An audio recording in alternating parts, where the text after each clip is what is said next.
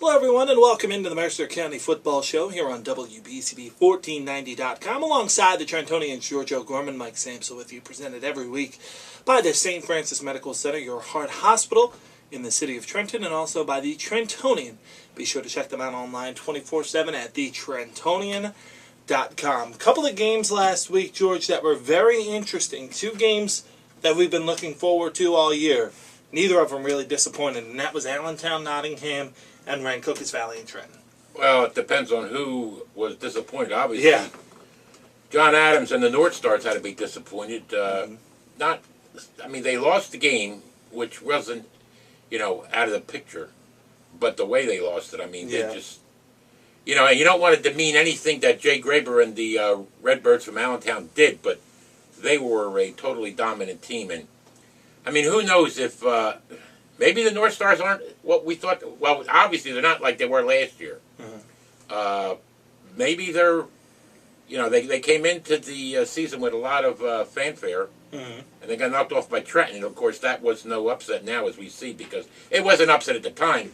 But I think that was just another case of Trenton getting momentum. Second game of the season, and the Tornadoes have, continued to build on that. But Allentown, when you stop and think about it, they lost by 2 touchdowns at Hopewell, courtesy of 2 defensive plays in the fourth quarter, actually. Mm-hmm. Then they lost a game at Trenton, which was theirs, the potential for them to win. Then they got beaten overtime by a good Holy Cross team. So they're coming in on a 3-game losing streak.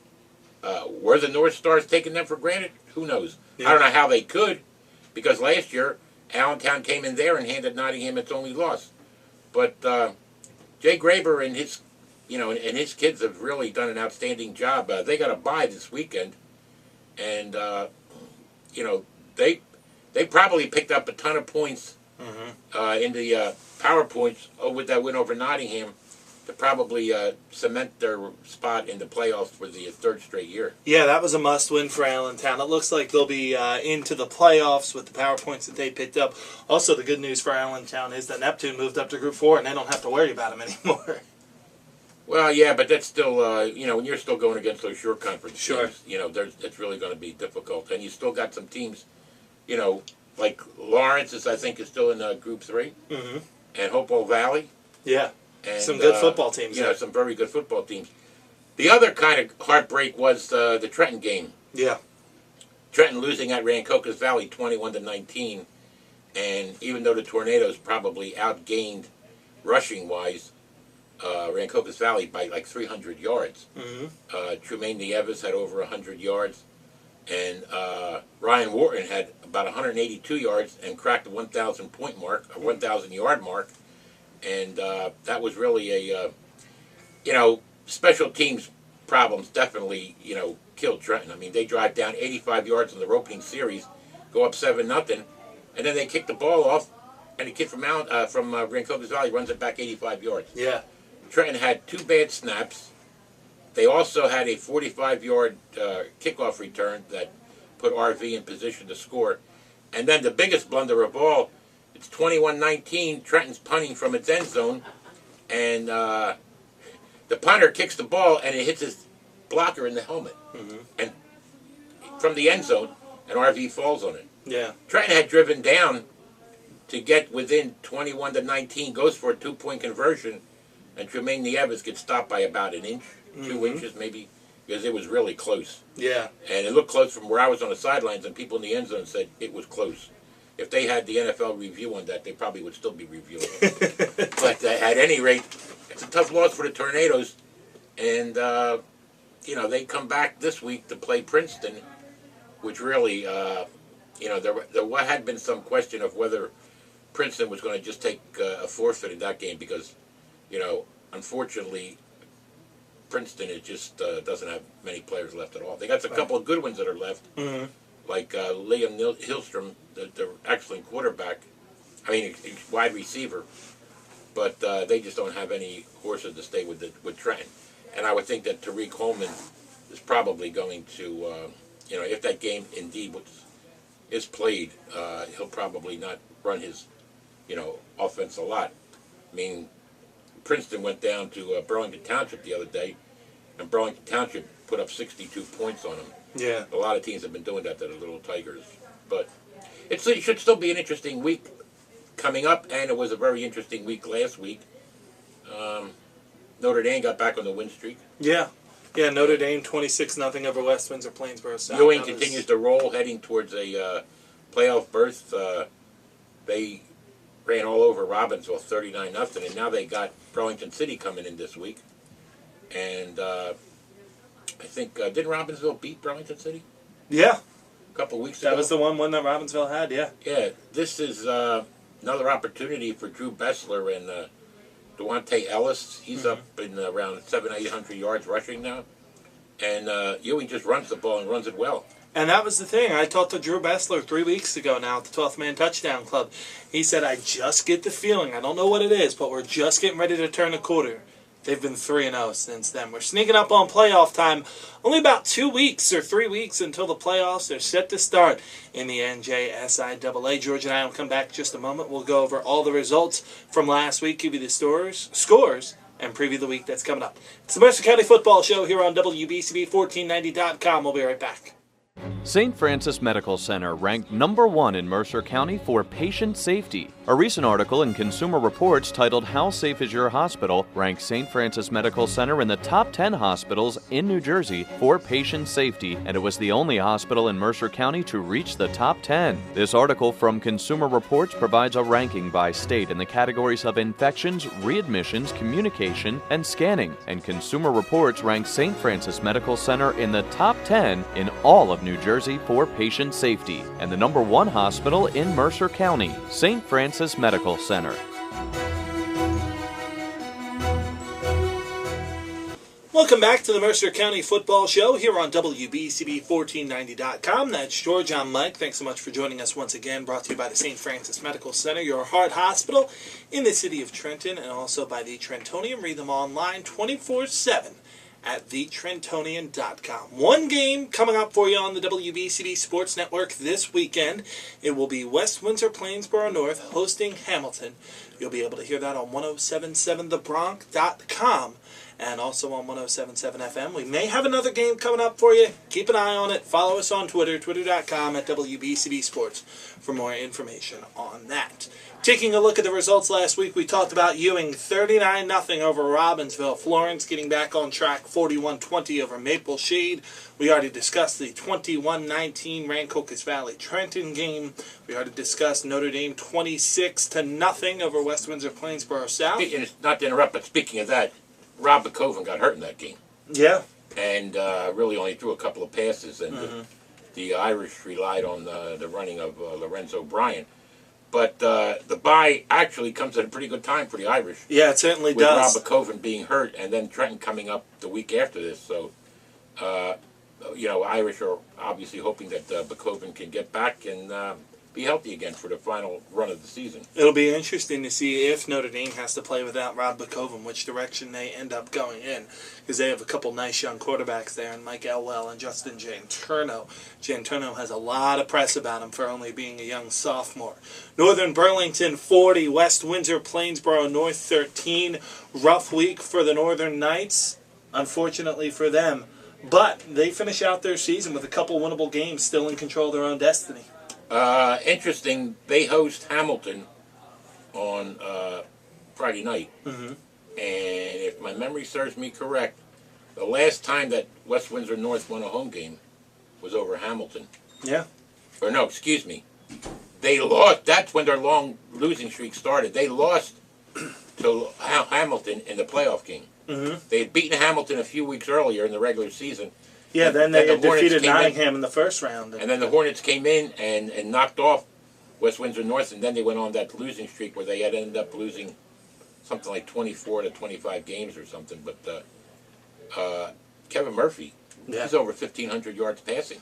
Yeah, and may get to 2,000 before the end of the year. They've got the Hornets, who don't have a great secondary, to play this week, and then I guess North finishes up with South. And what a barn burner that should be. Yeah, that certainly should be a very interesting one. Lawrence was on bye last week. Unfortunately for the Little Tigers, the long season continues. They lost 62-0.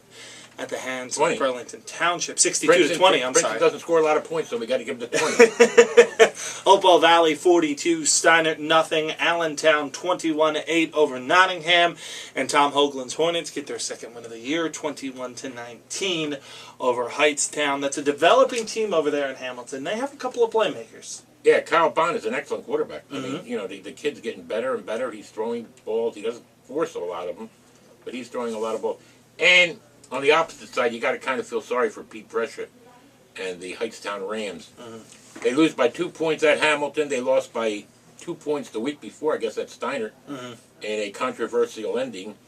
They had lost the game when Pete Brescia against Notre Dame, when he was, had that still, ridiculous suspension. But at any rate, that happened, and it's an administrative decision there.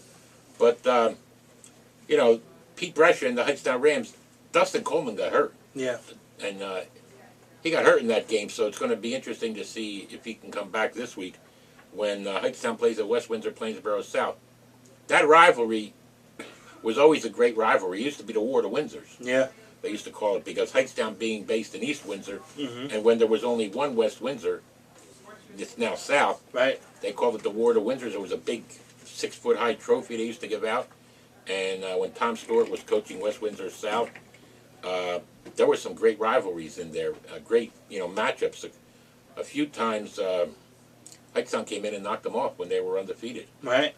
And that kind of slipped a little bit, that rivalry. But it should be an interesting matchup on Friday night at South. South and North are both home, with the potential for both of them, South and North, to get a win heading into their matchup the following weekend. Yeah, certainly. We talked about Hamilton and North. That'll be on 1077thebronx.com as part of the WBCB Sports Network. Heightstown at West Windsor Plainsboro South will also play on Friday night. Nottingham, Allentown, Steinert, and the Notre Dame Irish are all on bye this week. We'll step aside and take a quick timeout, come back on the other side, go over the rest of the games next week in Mercer County. We're heading toward the playoffs. It's the Mercer County Football Show here on WBCB1490.com.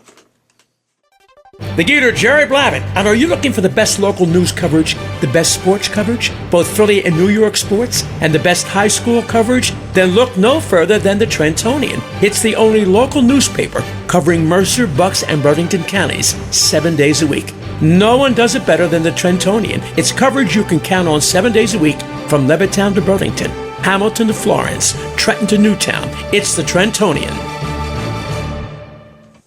Welcome back to the Mercer County Football Show here on WBCD1490.com alongside George O'Gorman, Mike Samsel with you, presented by the St. Francis Medical Center, your heart hospital in the city of Trenton, and also by the Trentonian. Be sure to check them out online at thetrentonian.com. Taking a look at some of the games we have coming up for you this week. Pretty nice slate, George. Some inter-county rivals, if you will. We have Burlington City at Ewing coming up. It should be a nice game. Good test for Drew Bessler's club. Yeah, and as we discussed earlier, the Blue Devils can possibly get I guess it would be 3 or 4 straight wins. 4 straight wins and pretty much cement their spot in the playoffs. Robbinsville, the problems continue at Robbinsville. Unfortunately, Pemberton comes in, and although Pemberton doesn't have a winning record, the Pemberton Hornets can put up some points. They played some people very close. Lost a tough one a couple of weeks ago to Burlington Township, which is a very good team, as we'll see on Friday night when Burlington Township hosts Hopewell Valley. And that's I'll tell you what, what's left of the 2 undefeated teams in Mercer County now, Lawrence and Hopewell Valley, both of them have major challenges this week against WJFL opponents from Burlington County. Lawrence is home on Saturday afternoon to host Northern Burlington, and we know what a very good club Northern Burlington is. A couple of weeks ago, Northern Burlington ran all over. Well, didn't run all over. They pulled out a impressive win over Rancocas Valley. Northern Burlington did. Yeah. And Burlington Township is a very good ball club, and they're hosting the undefeated Hopewell Valley team. And that's going to be an interesting game, because last year, when Todd Smith took West Windsor Plainsboro South down to Burlington Township, and that was a big challenge for the South Pirates. But there was no answer to stopping, the powerful running game that West Windsor Plainsboro South put on there. Right. And they just ran all over Burlington Township. And so we're going to see what Burlington Township does now with a passing game that Austin Fellows is going to bring in, and his excellent core of receivers. Mike Geis, who had a couple of touchdown catches the other day, and I think he's up over, moving in on 30 receptions. Yeah. And the Hopewell Valley defense doesn't get as much credit as it probably should. Yeah. Kyle Horahan is very good. Geis plays excellent defense in the secondary, and Big Chief Lane Meyer, he's good. Yeah, he certainly is. So this is going to be an interesting game for Hopewell Valley against the speed of Burlington Township. Hopewell Valley really didn't get a great challenge last week. They came out all over Steinert, and I guess the second play of the game, they forced a turnover and got a touchdown. Right.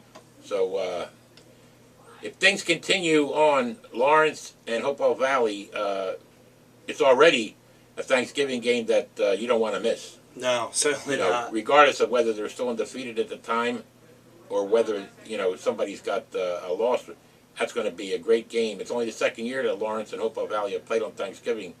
Used to be the only Thanksgiving game we had was Hamilton Steinert. But this game has certainly dwarfed that game, especially this year with two of the best teams in Mercer County. Hopewell Valley ranked #1 in one area ranking, and Lawrence coming off that bye last week with Samai Mitchell, well rested, Cameron Kitchen and Nick Falkenberg, and what an interesting battle that's going to be. But that's a month away yet. So yeah, that'll be coming up on Thanksgiving. That should be a fun game, though. Hightstown plays West Windsor Plainsboro South. Trenton is at Princeton. Again, that game's kind of pending. We'll keep you updated on that. An interesting West Windsor South Hightstown game. Skip Edwards, the West Windsor South coach, had coached at Hightstown for a number of years, and he did an excellent job at Hightstown when he took over the program there. Skip Edwards, he's been around like forever, it seems. I think he must have coached against Newt Rockney or somebody. Because I know that he's been down the shore for a while. Right. And when he came into Hightstown, he had also came from the Shore Conference School.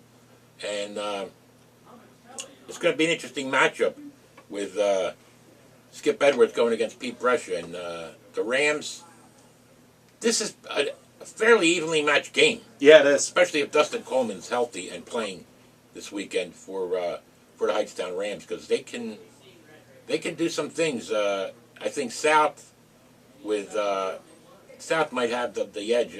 They may be a little bit stronger defensively. Right. But who knows? I mean, for South, that was another. They got shut out by Notre Dame. I think that's about the third time now they've been shut out this year. They got shut out by Trenton. They got shut out by Steinert, I believe. They got shut out by Notre Dame 26-0.